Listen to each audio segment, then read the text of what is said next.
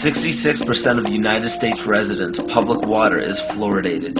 It is known to have tremendous effects on bone cancer, joint problems, bone weakness, lowered estrogen and testosterone levels, and dental fluorosis, which is yellowing of the teeth and pitting in the enamel.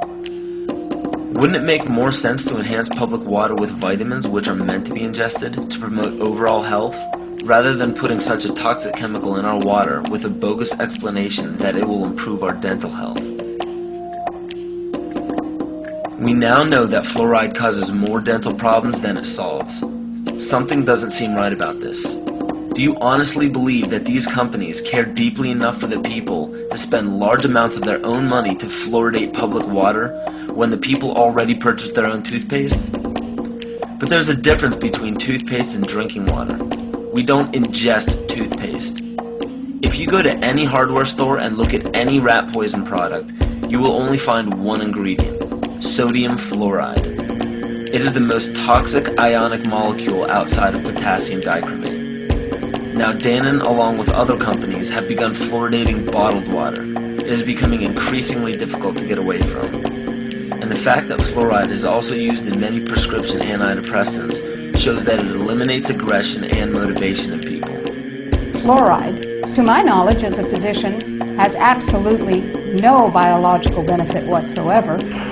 But one of the significant things is that the Russians carried out all sorts of experiments on the people living in the Gulag. One of them, of course, was to fluoridate the water. Why? You fluoridate the water, why people are not as aggressive as they ordinarily would be. In fact, what is the active ingredient in Prozac that is so widely distributed in America today? Why, it's a fluoride compound. And now, we are finding that public water nationwide is showing up with arsenic, lead, cadmium, and thermonium, which is a radioactive form of lead. Cancer, lowered sex drive, birth defects, sedation, and brain defects. Does this not sound like a wonder drug for anyone aiming to control a population? It's quite astonishing, Paul, the degree to which environmentalists have not been educated about fluoride.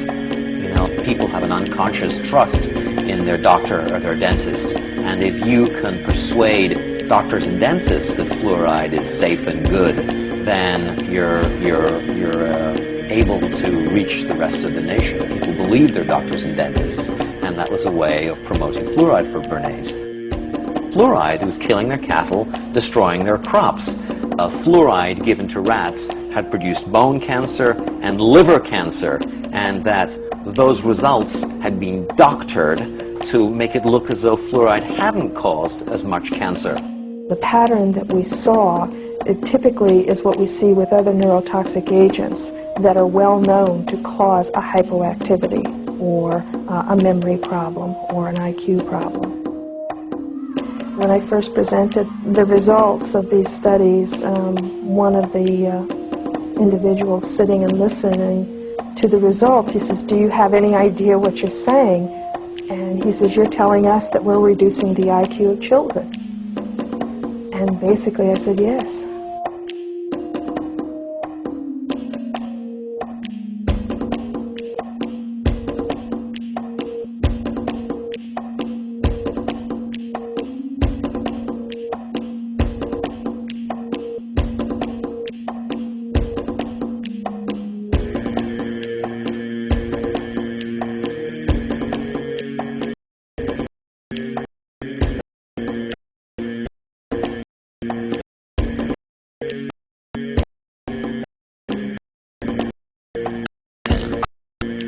Artificial are found in almost every sugar or sugar-free product on the market.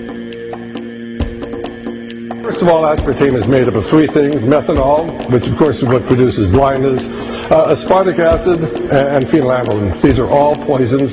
Aspartic acid, of course, produces brain lesions. This was known back in the early 1970s. Methanol produces blindness. Phenylalanine is what you see in the brain, and in high doses it produces trauma. We're not making this all up. The FDA did publish back in, I think it was in the 80s, they did publish the 92 potential side effects of aspartame. And they do, these side effects are quite, are extremely serious. Things like dizziness, problems with balance, abdominal pain and cramps, changes in vision, seizures and convulsions, etc., etc. So the nervous system seems to be one of the areas that's most affected. So we see people have difficulty thinking. They feel like they're walking around in a cloud or a fog. Yet despite all of these harmful effects, Donald Rumsfeld pushed it out into the stores in over 5,000 products when he was CEO of Searly, the company that manufactured aspartame. Is the elimination of the middle class.